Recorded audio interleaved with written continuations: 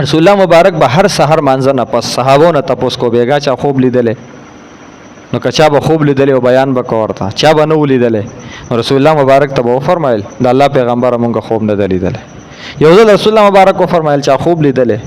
صحابه عرض وکړ الله پیغمبر نه الله پیغمبر ورته ما بیګا یو خوب لیدلې زه درته بیانو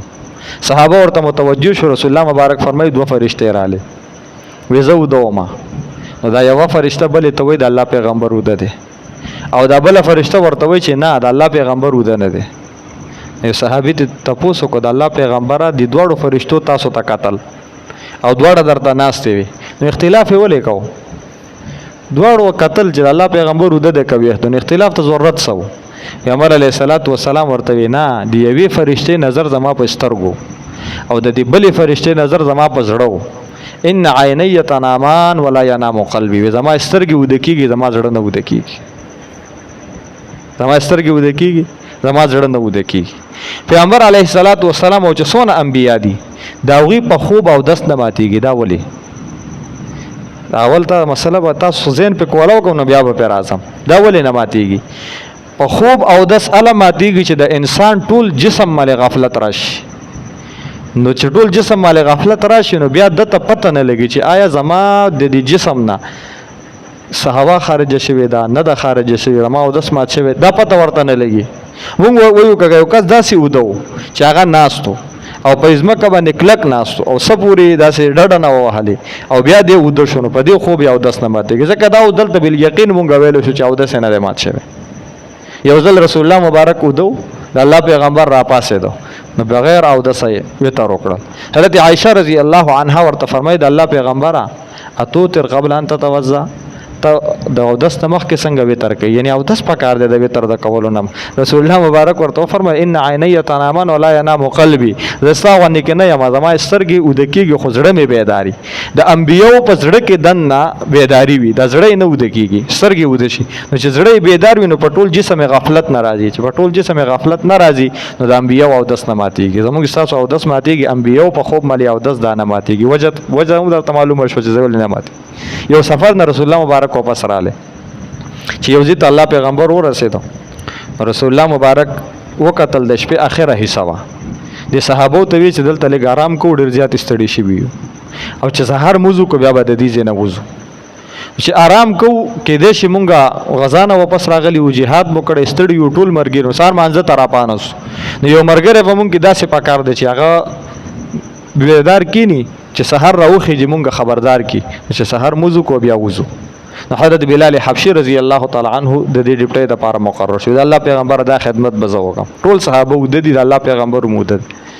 حضرت بلال رضی الله تعالی عنہ خپل سورلې ډډه وهلې د سورلې ناستا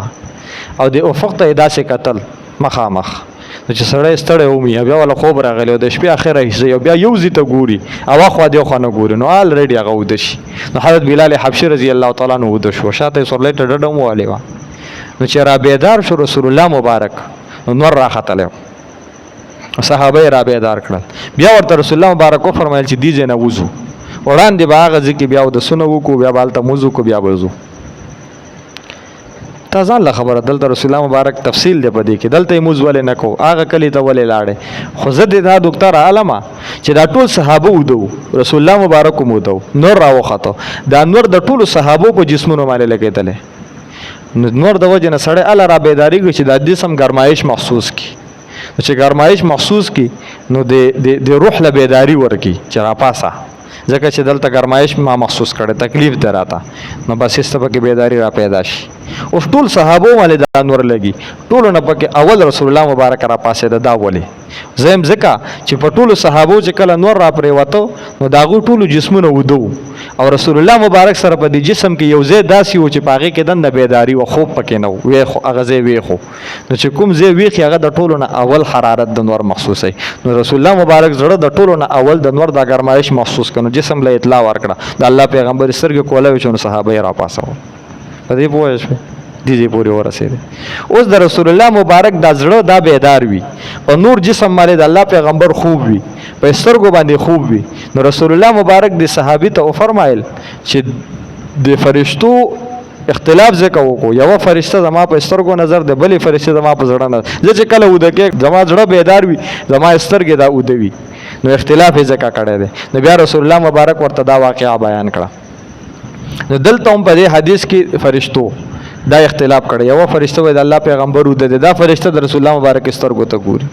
بله ورته وایي چې نه دا سترګې اوده دي د زړه یې بیدار دی د بلې فرشتې نظر د رسول الله مبارک په دې زړه مالی و اوس دې ځای پورې مې صرف په دې نقطه پوهه کړې چې د الله پیغمبر سترګې دا اوده کېږي په زړه یې خوب نه راځي په دې سترګو خوب راځي او په زړه یې خوب ولې نه راځي دې پسې وروسته لویه فلسفه ده نو د الله د پیغمبر دا ذات دا به درته بیانوم انشاءالله تفصیلا کوشش کوم دې جملې له بیان کړم